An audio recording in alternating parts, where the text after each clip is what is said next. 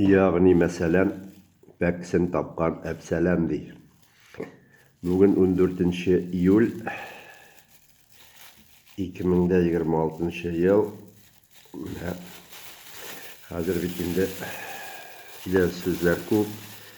Халкыма киләчәккә хатлар сериясеннән татар телендә бер тапшыру яздырам. Менә карасаң, шушы 3 пакетны актарам инде мин ни өчен. 3 коробкамда салынган бу пакетта. Вот, 3 коробка. Монсы зарядный устройствосы. Ну, аны сөй башлар алдыннан бүген урамнарда очередьлар тора, бензин юк, машиналар километр тирәсе чиратка баскан, тезелешкәннәр, бензинның бәясе күтәрелә, кибетләрдә товарның бәясе күтәрелә. Ни булыр тагын алда? Күрербез. Безгә инде пенсионерларга нәрсә әйтсәң дә, ничек булса да шул күрәчәк алда язылган диләр. Вот. Тел турында безнең бит инде тапшыру тел һаман тел дибез. Татар телен саклау дибез. Уйлап утырам да, менә мәктәпләрдә укытучылар җитмәй, сәгатьләр җитмәй. Кем соң безгә менә шушы бензиннары юклыктан заправкада чиратларда торган чакта үз балаларыбызга үзебезнең телдә сөйләмәскә. Ни өчен соң безгә менә гел беткән чиракта бензин, без бит инде халык дип әйтик инде, шәһәр халкы трамвайларга, троллейбусларга, автобусларга күчеп утырачак, метроларга. Шунда трамвайда барганда үзебезнең балаларны әйләнә-тирә яндагы балаларны татарча өйрәтмәскә. Ни өчен безгә шул троллейбусларда барганда балаларыбызны татарча сөйләшергә өйрәтмәскә, алар белән татарча сөйләшмәскә. Менә автобусларда барганда ни өчен безгә үз балаларыбыз белән үз телебездә сөйләшмәскә. Метрода утырып барганда ни өчен безгә үз балаларыбыз белән үзебезнең телдә сөйләшмәскә. Сөйләшик. Ато кемдер әйтә, тел бетә. Тел бетми. Телдә сөйләшүче халык бетә. Тел бетә дип сөйләшү гел дөрес түгел. Тел ул язмаларда кала, китапларда кала, фильмнарда кала, безнең инде магнит тасмаларында язылган миллионлаган километраж сәгатьле видео тасмалары бар, татарча чиста сөйләшкән. Шуның өчен тел бетү турында 100 елдан соң да, 1000 елдан соң да,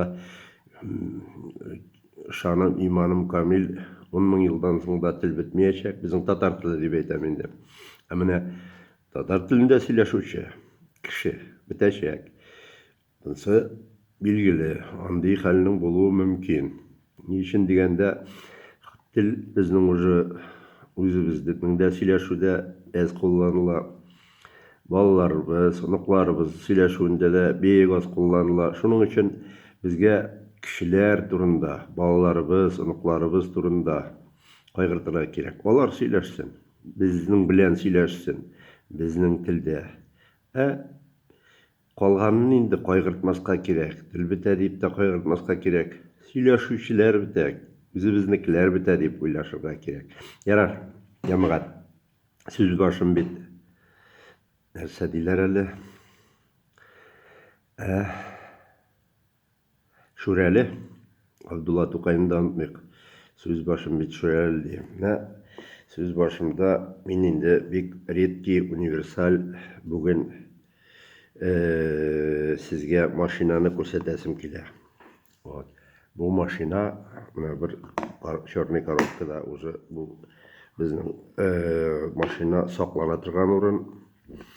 Бусы менә бу машиналарның эшен кичә генә эшләп бетереп тикшереп карадым. Менә шуның өчен бүген яздырыйм халкыма үзебезнең телдә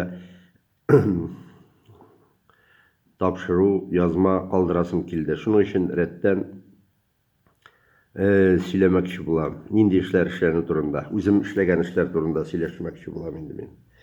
Менә бу универсальный станок дибез инде, часовой станок, часовой инструмент.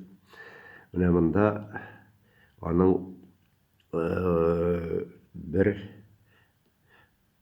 приспособлениясе бар, револьверный дип әйтик инде, тишекләре әйләнә тирә, күрәсезме, тишекләре бар. Вот. Монда икенчесе бар. Бусы аның шлифовать итәргә, бусы полировать итәргә вот көйләнгән. Бу, менә бу рәттәгесе, бу өстәгеләре шлифовать, полировать итәргә, монда алыштырып була. Астагысы тишәргә. Тишәргә бу инде менә кечкенә генә сверло, кечкенә дим инде, нечкә генә сверло 0,2, 0,1, 0,3 диаметрлы сверло белән маятникларның, төрле күчәрләрнең башы, цапфасы сынган булса, бу цапфа машина дип атала инде башкача, шуны тишеп, сверлильный машина, цапфа сверлильный машина универсальный. Вот. Моның урынына имплант эшләп була дигән сүз. Эшләр өчен көйләнгән машина. Вот. Бу машинаны мин